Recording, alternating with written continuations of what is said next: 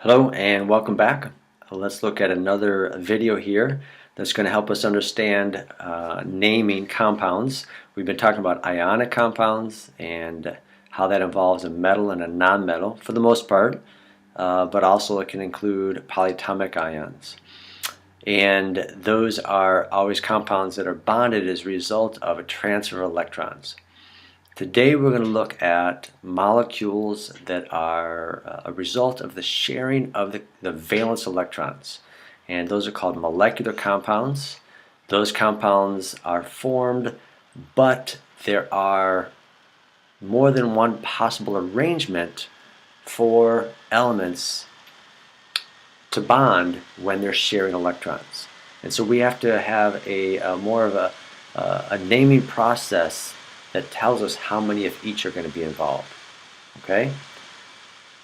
So let's dive into it. And as I go through this, I'm going to be focusing on molecular compounds, but I'm also going to remind you of the ionic compounds so that you remember the difference. There's a difference between how we name ionic compounds and now today molecular compounds. Alright, let's look at the questions that are going to relate to Model 1. And I'm not going to talk right now about Model 1. I'm just going to let the questions lead us through the information here and help us figure out what Model 1 is showing us. Fill in the table to indicate the number of atoms of each type in the molecular formula. So, if I look at these different molecular formulas, they are given to me. I'm going to write down the number of atoms of the first element. So here's an example that's given to us. So if I follow that example, our first formula has 1 chlorine and it has 1 fluorine. And the second example is already done for us. 1 chlorine, 5 fluorine. Third one, 1 carbon, 1 oxygen, 1 carbon, 2 oxygens, 2 chlorine, 1 oxygen, 1 phosphorus, and 5 chlorine, 2 nitrogen, 5 oxygen. Now, I'm going to point something out. You'll see that in some of these cases you have the same 2 elements, but they are combined in different ratios. That is often the case when you have nonmetals that are sharing covalent electrons, the valence electrons, forming covalent bonds. Examine the molecular formulas given in Model 1 for various molecular compounds. How many different elements are present in each compound? Well, there are 2. Chlorine and fluorine, 2. Chlorine and fluorine, 2. Carbon and oxygen, 2. Chlorine and oxygen, 2. Okay? Do the compounds combine metals with metals, or metals with nonmetals, or nonmetals with nonmetals? These are all chlorine and fluorine, both nonmetals. Carbon and oxygen, both nonmetals. Chlorine and oxygen, phosphorus, chlorine, nitrogen, oxygen. All of these are nonmetals with nonmetals. What type of bonding must be involved in molecular compounds? So you may not know this, but for a nonmetal to bond with a nonmetal, there is not going to be a transfer of electrons. Metals like to lose electrons. Nonmetals like to gain electrons. So if you put a nonmetal with another nonmetal, and they both want to gain electrons, then there's going to be a tug of war. They're going to both be pulling on those same electrons, those valence electrons, the outermost electrons. As a result, they're going to decide, okay, there's not going to be a transfer, there's going to be a sharing. And we're both going to hold on to those valence electrons, and therefore we're going to be bonded together. Okay? So this is called with, together, covalent bond. The valence electrons. Find all the compounds in Model 1 that have chlorine and fluorine in them. Explain why the name chlorine fluoride is not sufficient to identify a specific compound. So we look back up here, chlorine and fluorine.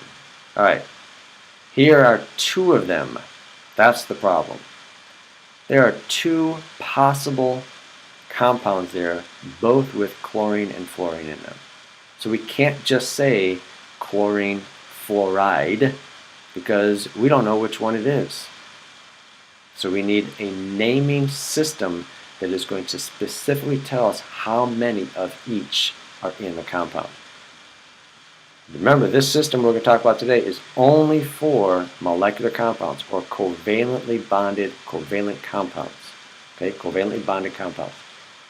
This is the system for this. This is not the system for ionic compounds. That's a previous video. Okay? So, there are multiple options.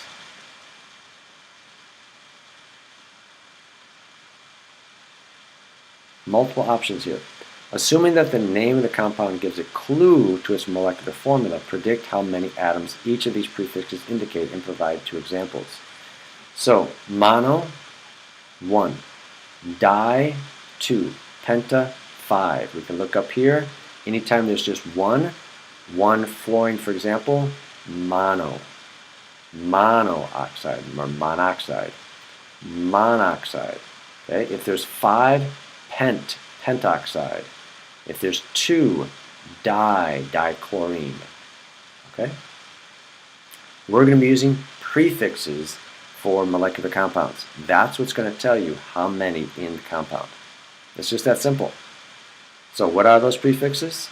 Here they are.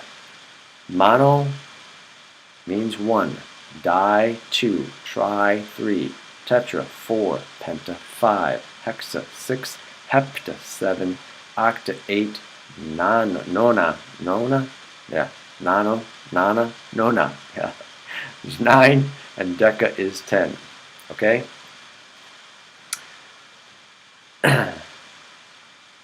What suffix ending do all the compound names in Model 2 have? Just like ionic compounds, this is one of the things that is similar. The compound, the second element or the second part is always going to end in IDE, just like ionic compounds. Alright, so that does not change. What does change is the use of these prefixes. We need them with molecular compounds because there are multiple options with the same two elements. So we have to make sure we know what compound we're talking about. Carefully examine the names of the compounds in Model 2. When is a prefix not used in front of the name of an element? Well, there's an exception when you don't need a prefix. If you just have one of the initial element, the first element, if you just have one of the first element, you don't need a mono there in front of that element name. So you don't need to say monoboron. Nope, don't need to say it. You don't need to say monosulfur. Nope. If you just say sulfur for the first, this is just for the first element in the compound, it's understood there's just one of them. Notice if there's one of the second element, yes, you do put the mono there.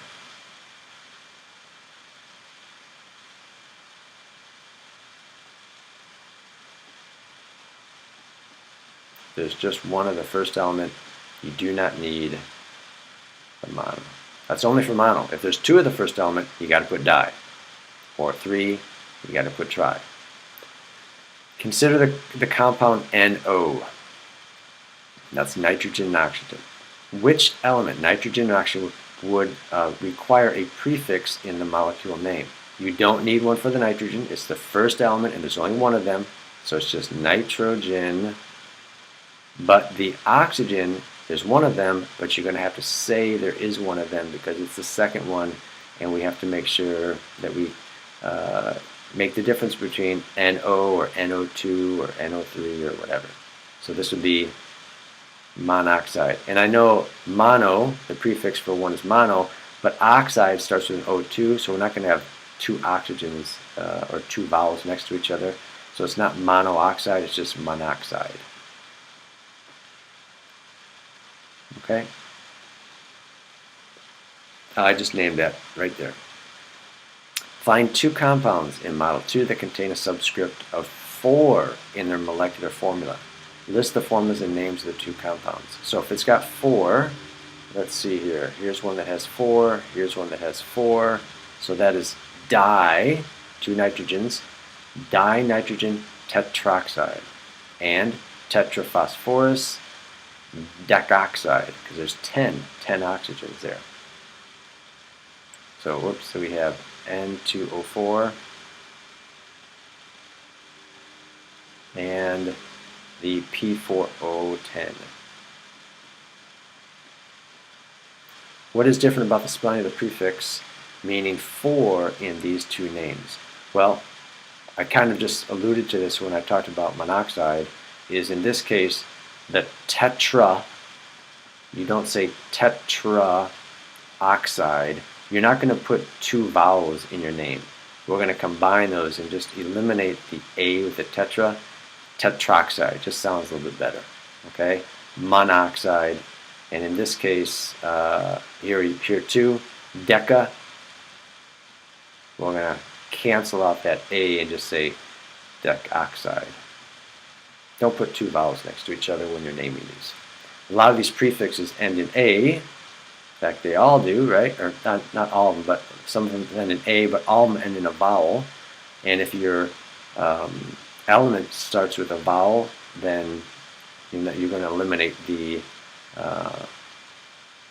A or the O. I think you still keep the I. We'll look at that in a second. But you're going to eliminate the O or the A if the name of the element that you're using is going to start with a vowel.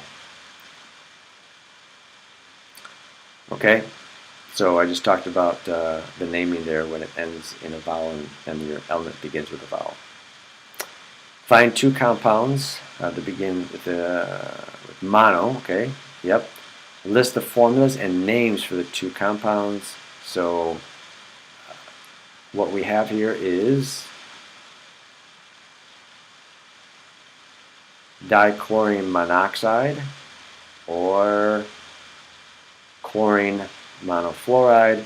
What they're getting at here is, notice that the monoxide, you have mono ends in an O, but the oxide ends with an O as well. In other words, you have a vowel and another vowel, and then you're going to just drop the O from the mono.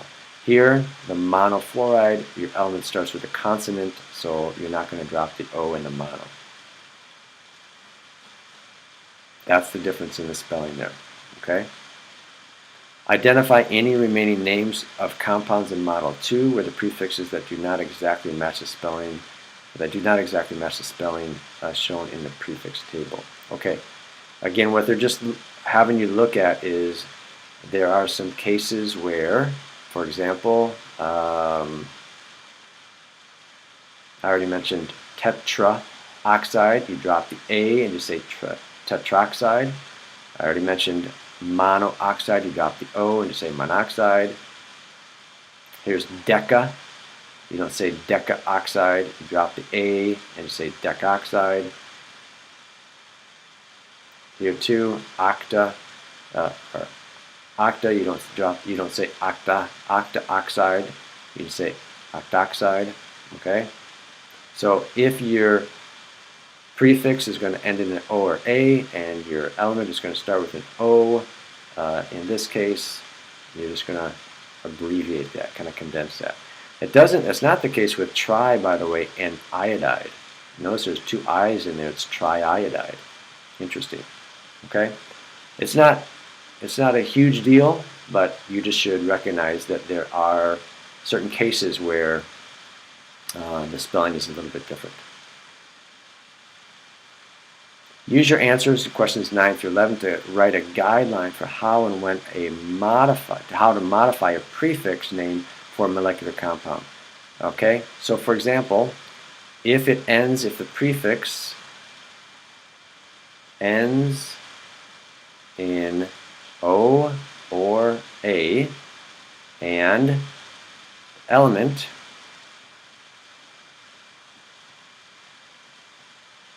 begins with an O, then you're going to drop the O and the A from the prefix and then add it to the beginning of your ion name, like oxide. Okay? And again, I just want to emphasize that the only reason for this is it just sounds better. It just rolls off the tongue a little bit better than trying to smash two vowels, an A and an O, together. Okay? In this case, as I mentioned earlier, you do not drop the I in tri when you are working with the iodide ion. So this would be nitrogen, triiodide. Okay? All of the compounds listed in Model 2 are binary molecular compounds. Binary means two elements. Compounds such as, wow, here we got CH3OH or PF2Cl are not binary. They got three or more elements. And compounds such as NaCl or CaCl2 are not molecular. These are ionic. These are ionic here. Okay, metal, nonmetal, metal, nonmetal. Propose a definition of binary molecular compounds. So binary, two elements, molecular compound, they are covalently bonded. Sharing of electrons. Okay, and they are nonmetals. So if you see nonmetal with nonmetal, molecular compound, covalently bonded. If you just see two of them, it's binary. List of rules for recognizing and naming binary molecular compounds. So the first thing we need to do is, do we have an ionic compound or a molecular compound? So is it ionic or molecular? How do you know? You're looking for, in most cases, metal, metal, non-metal here, or non-metal bonded with non-metals. That's your biggest clue. Once you've decided if it's ionic or molecular, then you can go to the two systems. There are different systems for them, different methods for naming. If it's molecular, then you're just going to look at, it's real simple, just use the prefixes. Okay? If it's ionic, like we talked about in the previous video, then you have to determine basically what the charges are of the ions, and then in what ratio they're going to combine in order to write the correct formula. Or if you're going to name them, you don't use prefixes. This does not use prefixes. Okay? No prefixes here, because there's only one way that ionic compounds can be formed. It's dependent on the charges to form a neutral compound. Here, molecular compounds, those non-metals can really combine in different ways. They can share electrons, covalent electrons, in different ways, and so we have to have prefixes. There's a big difference between carbon monoxide and carbon dioxide. We have to be able to distinguish between those two with a name and the formula. Okay? 16. For each of the following compounds, indicate whether or not your naming rules for question 15 will apply. If not, explain why the naming rules do not apply. So, right here, this is ionic. We do not use prefixes. No prefixes here. Here, two nonmetals. This is a covalent compound or molecular. Here we've got, in this case, this is hydrogen that is acting like a metal. It is +1 charge, and there's your bromate, which is a polyatomic ion. That is a charge as well. That forms an ion. I know this is a non-metal, but hydrogen often acts as a metal, so it's a little deceiving there. But this bromate here, I think a -1. So this is ionic as well. So the only one that you're going to use prefixes for is this middle one. This is iodine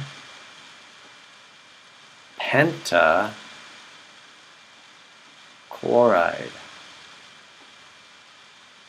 Okay? This actually is an acid. We're going to be talking about those later. And this is an ionic compound, this would be iron 3 iodide. Notice no prefixes over here. No prefixes with the iron 3 iodide. The only way iron and iodide can form a compound is in a 1 to 3 ratio.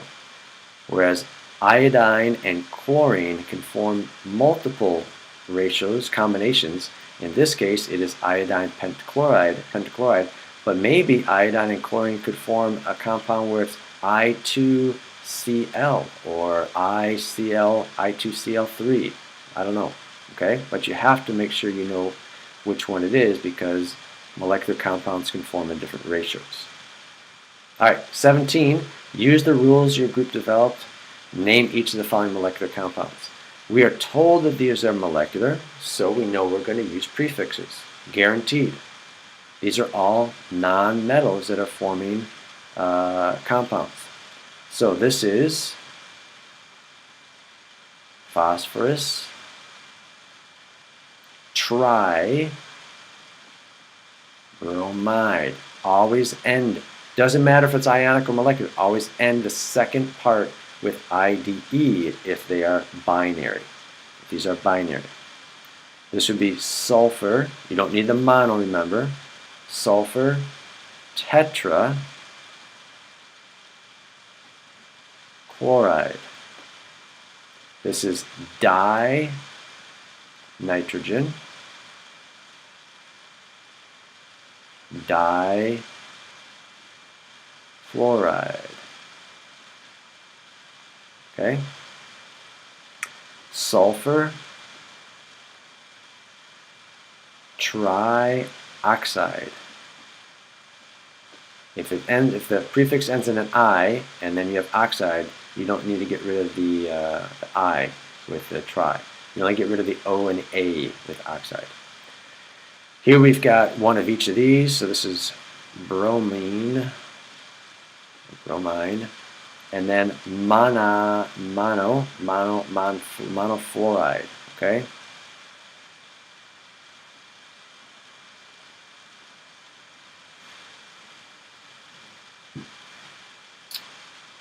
Let's practice going the other way. Now we've got the name. Let's go to the formula. And this is really simple. Naming molecular compounds is simple if you have the name because you just look at the prefixes. It's so easy. Sulfur and fluoride or fluorine, so we know we have S and F, and I just look at the prefixes to tell me how many of each. Di, 2, deca, 10. Carbon and chloride. That comes from chlorine. That's the ion for chlorine, but it's not an ion in this case, but it's the end. Changes to IDE, but it's still from chlorine. So carbon and chlorine, and it tells me I have 1 carbon, tetra, 4. Oxygen and fluorine, I need 2 of the fluorine. Dinitrogen and O2, trioxide, O3, N2O3. Tetra, phosphorus, so that's phosphorus, P4, and then hepta, sulfide. Okay? You should probably memorize these prefixes. It would be a good idea if you memorize these prefixes so that they're really easy to use for you, and you can write down the numbers just looking at the prefixes. You don't have to refer to any table. Okay? All right. I hope that was helpful. This is great practice for you to take the formula and name them, or take the name and write the formula. You have to be able to go either direction. Here we go. Extension questions. This activity focused on molecular, or as I mentioned, covalent compounds that are sharing electrons. An earlier activity addressed ionic compounds. Notice that the formulas for both types of compounds can look very similar, even though their names are quite different. So we have to make sure, anytime you are given a formula, you have to make sure that you first determine, is it ionic or is it covalent? It's not difficult if you know your metals and your nonmetals. Okay? Magnesium, metal, fluorine, nonmetal. Therefore, it's ionic. Name is magnesium fluoride. No prefixes. Copper and fluorine. Copper is a metal, fluorine is a nonmetal, ionic. It's copper 2 because fluoride ion is a -1 and I need 2 of them, so that must mean copper 2 fluoride. Sulfur and fluorine, 2 nonmetals, must be molecular. I need prefixes. Sulfur and fluorine, I have 1 and 2. So I have 1 sulfur, you don't need mono for the first one, just sulfur, 2 fluorines, so it's difluoride. You also have the IDE ending. Sodium and bromine, metal, nonmetal, ionic, sodium bromide, no prefixes. Gold is a metal, bromine is a nonmetal, so that's ionic. So gold 1, how do I know it's gold 1? Because bromine or bromide ion is one that you should memorize. Bromide ion forms always a -1. And if there's a 1-to-1 ratio, then gold must be a +1. Gold 1, bromide. No prefixes, it's ionic. Here, nonmetal must be molecular. I need prefixes. Iodine, there's just one of them. You don't need mono. And then monobromide, because there's one of the bromide. You do put mono if there's only one of the second element. Identify 2 differences between the names or formulas for ionic compounds versus those for binary molecular compounds. Also identify 2 similarities. Okay, similarities would be second element ends or second part, okay? It might be a, it might be a binary, probably, yeah, it's got to be a binary. Binary, the second part, the second element is going to end in IDE. Remember, you change the ending to IDE. That's one similarity. Differences, names and formula. Differences here for ionic compounds, no prefixes. Here you are going to use your prefixes. Sometimes with ionic compounds we might use Roman numerals.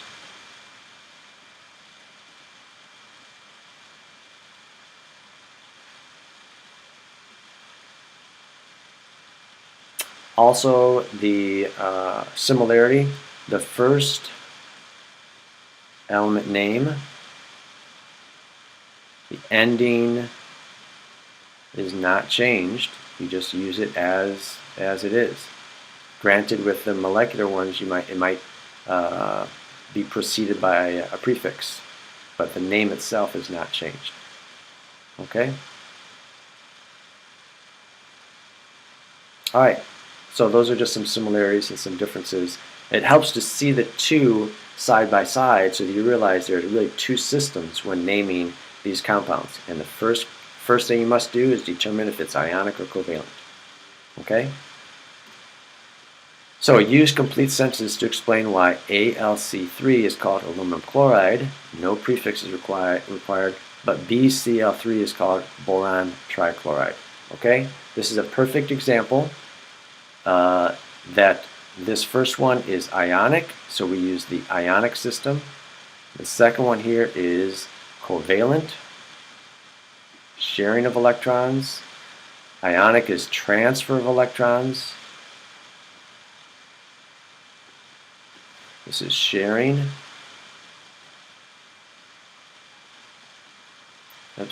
Sharing of electrons.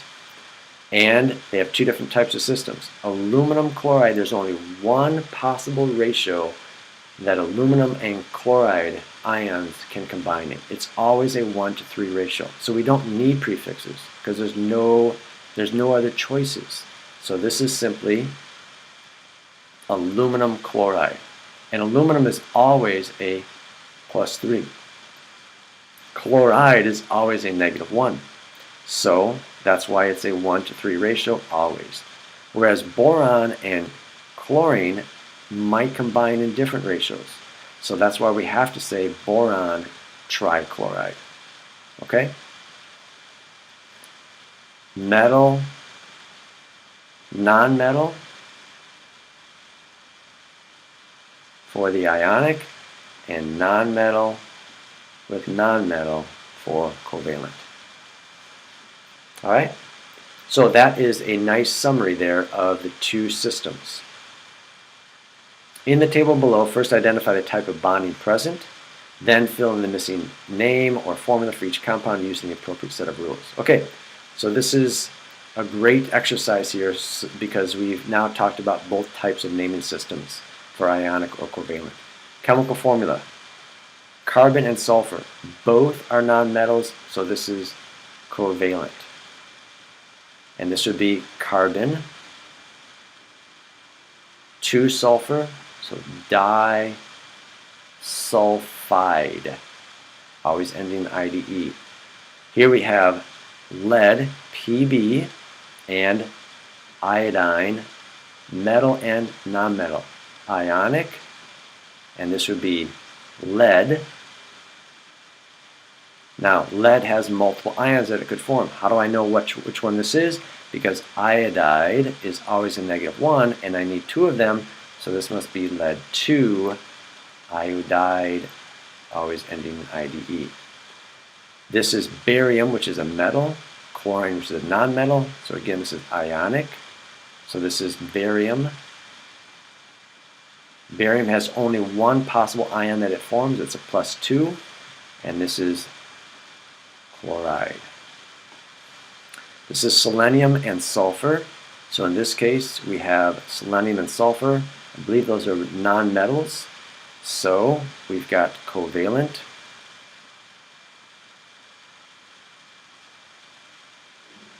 So this is diselenium. Well, let me double check on that.